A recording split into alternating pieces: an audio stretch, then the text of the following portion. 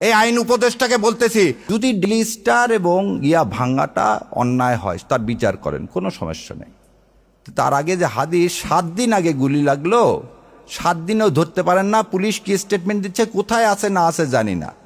আপনি 54-এ আপনি কিভাবে মানুষকে ধরতেছেন? আপনি তো কথা দিলেন। এই আইন উপদেষ্টাকে বলতেছি, আপনি 54-এ ধরতে পারেন, তাহলে আপনার এক্স ওয়াইফকে ধরেন না কেন? সে মৃত্যুদণ্ড ঘোষণা করতেছে আমাদের, আপনার কানে ঢোকে না? বেঈমান কোথাকার, হাতির রক্তের সাথে বেঈমানি করে আপনি 54 প্রয়োগ করে আবার সেই কি করতেছেন, দাড়ি টুপি আলাদা ধরতেছেন। আমার মাদ্রাসার ছাত্ররা কি ভুলে গেছেন যাত্রাবাড়িতে কিভাবে রক্ত দিয়েছে? এই রক্তের উপর বেঈমানি করতে আপনার লজ্জা লাগে না? লজ্জা লাগে না আপনার? এবার আসেন, ধরে নিলাম তর্কের খাতিরে যে বাংলা এডিশনের প্রতিষ্ঠাতাকে ইলিয়াস ভাই, ধরে নিলাম তিনি প্রভোকেটেড করছেন, তিনি করার জন্যে এই বিল্ডিং ভেঙে দিছে কেউ, খুব ভালো কথা। তার জন্য ইলিয়াস ভাইয়ের কি করছেন, পার্সোনাল ফেসবুক বন্ধ করে দিচ্ছেন।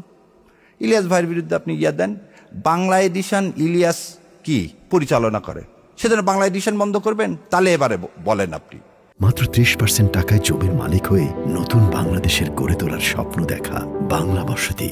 যে চ্যানেল 24-এর মালিক এই হামিম গ্রুপের, সে বলল প্রথমত হাসিনাকে চায়, দ্বিতীয়ত হাসিনাকে চায়, শেষ পর্যন্ত হাসিনাকে চায়।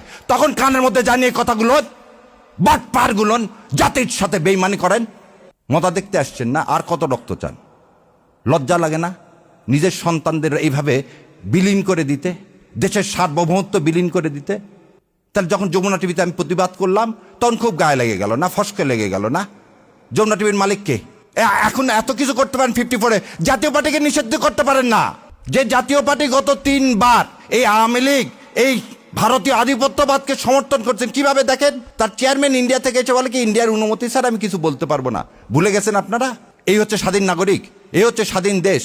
আজকে বাংলাদেশের হাই কমিশন শিলিগুড়িতে আক্রান্ত, কলকাতায় আক্রান্ত, দিল্লিতে আক্রান্ত, বোম্বেতে আক্রান্ত। কোথায় আপনারা সাংবাদিকরা তো এই আক্রান্তের বিরুদ্ধে সম্মেলন ডাকতেছেন না?